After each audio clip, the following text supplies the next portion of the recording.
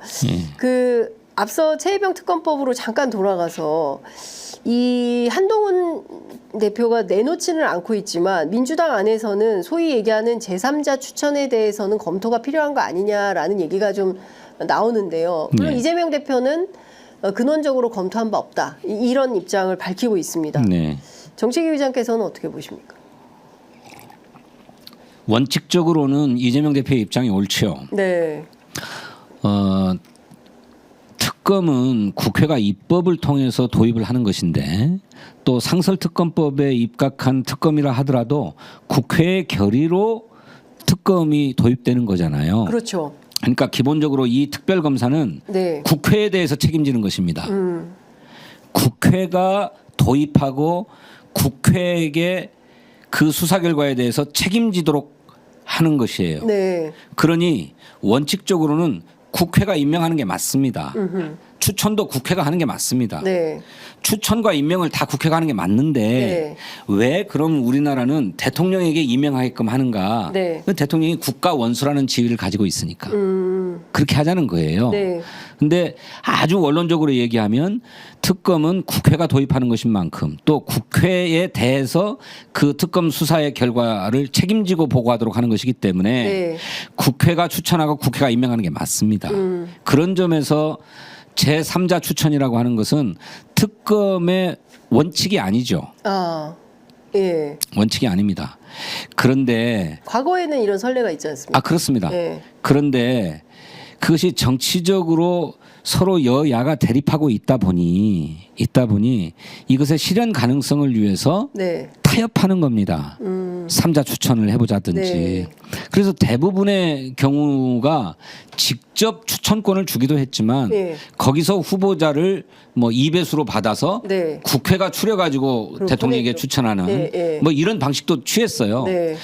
그러니까 그런 국민의힘이 완강하게 반대하고 있고 또 대통령이 거부권을 행사하고 있고 하는 상황에서 국민의힘의 당 대표가 3자 추천 특검이라면 하겠다라고 하는 것이라면 네. 3자 추천에 대해서도 검토해보자. 그 3자 추천을 누구로 할 것이냐. 이미 뭐 한동훈 대표는 뭐 대법원장으로 하자라고 했는데 이것도 어폐가 있지요. 네.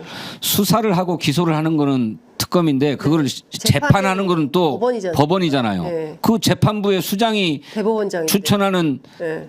저 특검이라면 기소와 재판을 동일한 사람이 하는 것이 되는 거잖아요. 그렇죠. 그러니까 그게 공정하냐 하는 문제가 발생할 수 있는데 맞습니다. 그 무슨 좀 법학 좀 했다는 사람이 그런 발상을 하는지 모르겠어요. 네. 완전히 제3자 추천도 아닌 거잖아요. 예, 그렇게 그렇죠. 보면. 그러니까 대통령에게 좀 유리한 방향으로 하자 이런 거 아니겠어요? 사실. 그런 것이겠는데. 왜냐하면 대법원장 추천을 대통령이 하는데. 그래서 이제 수사 결과는 서로 예단하지 말고 우리는 대통령이 경로했고 네. 대통령이 수사 과정에 개입한 것임에 틀림이 없다고 생각하지만 네.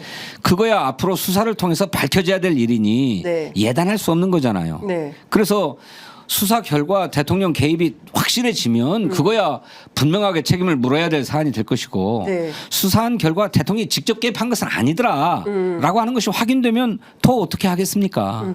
그러니 수사 결과는 예단하지 말고 네. 공정하게 수사 논리에 따라서 객관적으로 수사할 수 있는 사람이 특검이 된다면 저는 열어놓고 검토할 수 있다. 저는 그렇게 생각합니다. 네. 그래야 예. 특검의 성사 가능성도 높아지는 것이고 네, 네. 또 그 특검의 수사 결과에 대해서 예. 국민적 신뢰도 발생할 수 있는 게 아닌가.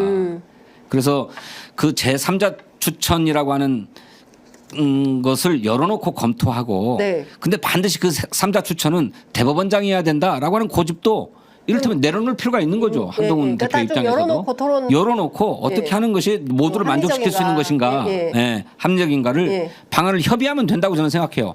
협상하자. 이런 문제야말로 빨리 협상해야 될 문제라고 생각해요. 예, 이거는 지도부 간에 만나서 협상해야 될 문제입니다. 그럴 것 아닙니까? 그렇죠. 예. 나머지 아까 얘기했던 전세사기 특별법, 간호법, 무슨 K칩스법 뭐 이런 것은 상임위에서 논의하면 됩니다. 그냥 예. 논의하면 우리도 반대하지 않으니까. 그냥 해서 처리하면 예, 되고. 해서 처리하면 됩니다. 예, 그거. 예. 예. 저 김상훈 의원이 이번에 새로 정책위 의장 되지 않았습니까? 네. 카운터 파트너 어떻게 보세요? 예, 아주 그 보수적인 원칙이 보수적인 분이에요. 예, 보수적인 원칙이 아주 강한. 강한 분이시죠. 보수적 원칙론자. 보수적 원칙론자. 예, 예. 저는 재선 전반기에 예. 국토교통위원회에서 같이 활동한 바가 있습니다. 예. 이제 법안 심사도 함께 하고 예. 예산안 심사도 함께 했는데 예. 당신이 보수적인 분이지만 막 어거지 쓰는 분은 아니에요. 아, 억지 쓰는 사람은 예. 아니에요. 그 합리적인 논리적인 근거, 보수적인 입장에 서서 예. 논리적인 근거들을 갖고 얘기를 하시는 분이어서 예. 대화는 통할 수 있다 이렇게 생각합니다. 네. 대화는 통할 수 있다. 대화는 된다. 네, 예. 대화는 된다. 예. 왜냐하면 당신도 기본적으로 논리적이기 때문에 네. 논리적으로 이것이 수긍이 되면 안 받아들일 수 없잖아요. 아무리 보수적이라 그렇죠. 하더라도. 예. 그러니까 대화 상대가 된다고 저는 생각해요. 예.